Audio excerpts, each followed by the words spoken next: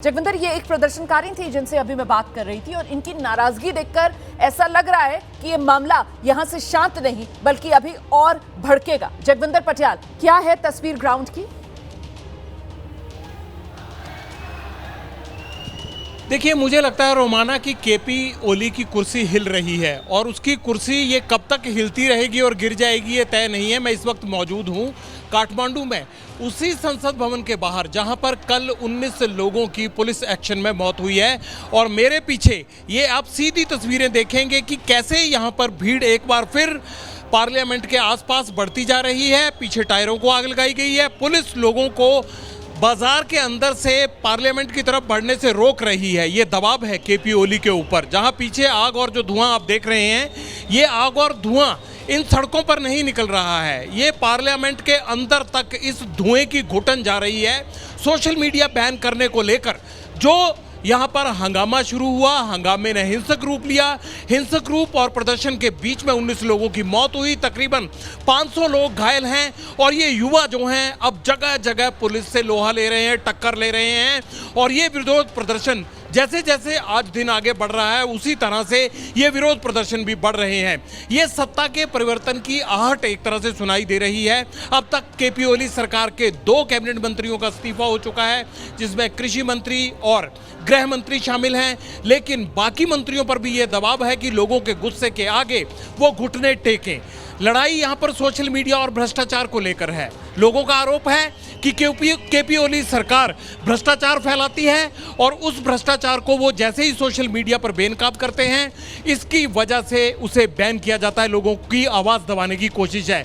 जबकि केपी ओली सरकार का ये आरोप है कि सोशल मीडिया जिस तरह से बेरोक टोक चल रहा है, उससे सरकार के खिलाफ भ्रामक प्रचार किया जा रहा है। इतना ही नहीं, यहाँ पर साइबर क्राइम की घटनाएं भी बढ़ी हैं और लोग जो हैं वो अलग तरह के अपराध में शामिल हो रहे हैं। इसकी वजह से सोशल मीडिया को बैन किया जा रहा है। लेकिन इन दोनों मुद्दों के बीच में ये भीड़ सड़कों पर आ गई है।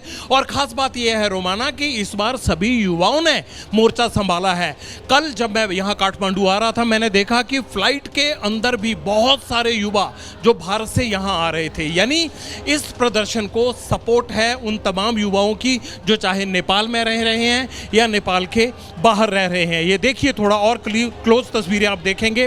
धुएं का पीछे अंबार है, टायरों को आग लगाई गई है और ये युवा किस तरह से पुलिस से टकराने के लिए, विरोध करने के लिए यहाँ पर मौजूद हैं। ये तस्वीर सीधी आप ग्राउंड जीरो से देख रहे हैं और लोगों का एग्रेशन देखकर आपको ये समझ आ जाएगा कि ये इतनी जल्दी अपना विरोध प्रदर्शन खत्म करने वाले नहीं है। नारेबाजी की जा रही है केपी ओली सरकार के खिलाफ। और देखिए, ये जो तमाम युवा हैं, ये अलग अलग NGO से यहाँ पर जमा हुए हैं और इनको रोकना पुलिस के लिए ना सिर्फ एक चुनौती है बल्कि जोखिम भरा भी है।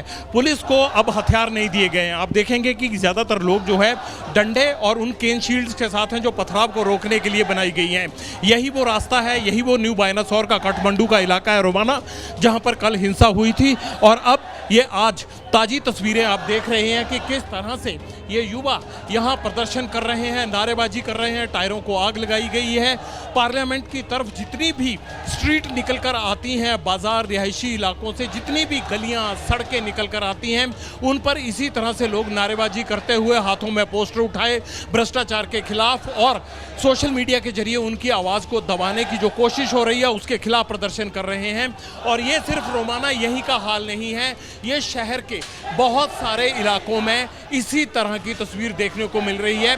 काठमांडू में विरोध प्रदर्शन की ये सीधी तस्वीरें, एक तरफ पुलिस और दूसरी तरफ प्रदर्शनकारी खड़े हैं और ये जोर जबरदस्ती का जिस तरह की नारेबाजी है वो लगातार तेज होती जा रही है। और मुझे ये लगता है कि केपी ओली सरकार के लिए ये सबसे बड़ी चिंता की वजह है। जो लोग घायल हुए थे, आप देख सकते हैं, उन्होंने अपनी चोटों पर, अपने जख्मों पर पट्टियां लपेटी हुई हैं और बावजूद उसके वो यहाँ पर विरोध करने के लिए या फिर केपी ओली सरकार के खिलाफ अपनी आवाज़ बुलंद करने के लिए यहाँ पहुँचे हुए हैं, डेंजर का निशान हाथ में लिए हुए हैं।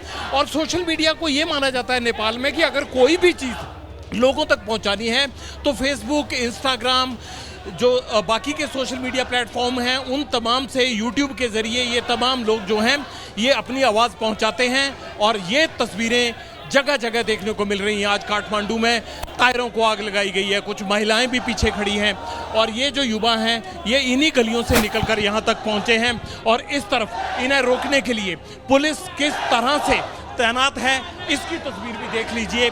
इन गलियों को कैंटिली तारों के साथ और इन फोर्सेस के जमावड़े के साथ रोकने की तमाम कोशिशें जारी हैं, क्योंकि कल पार्लियामेंट तक जब ये भीड़ पहुंच गई थी तो इस भीड़ ने वहां ना सिर्फ पार्लियामेंट की चारदीवारी को तोड़ा बल्कि अंदर घुसकर नुकसान पहुंचाने की कोशिश की, जिसमें पुलिस एक्शन हुआ और उसमें 19 लोगों की जान गई। रोमाना। बिल्कुल जगविंदर पटियाल तस्वीरें हमें दिखा रहे हैं, ग्राउंड जीरो पर मौजूद हैं। काठमांडू की आज की तस्वीरें हैं और आज देखिए इन तस्वीरों को देखकर ये यकीन करना मुश्किल है कि कर्फ्यू लगा हुआ है, क्योंकि अगर कर्फ्यू लगा हुआ है तो फिर उसका पालन तो यहां पर नहीं हो रहा है, क्योंकि भीड़ है, हुजूम है जो काठमांडू की सड़क पर उतरा हुआ है और उसके सामने खड़े हुए हैं सुरक्षा कर्मी, जिनके हाथ में बड़ा बदलाव ये जिसका जिक्र जगविंदर पटियाल कर रहे थे कि साहब आज गोली मारने वाले हथियार नहीं है, आज सिर्फ और सिर्फ डंडे हैं और साथ ही साथ अपना बचाव करने के लिए वो शील्ड्स हैं। लेकिन कुल मिलाकर ये भीड़ जिस तरीके से काठमांडू की सड़कों पर कर्फ्यू के बावजूद उतरी हुई है, क्या माना जाए जगविंदर पटियाल? क्या केपी शर्मा ओली का जाना तय? क्या इस सरकार का जाना तय? ये वो सवाल है जिसका जवाब आगे जगविंदर पटियाल से लेंगे।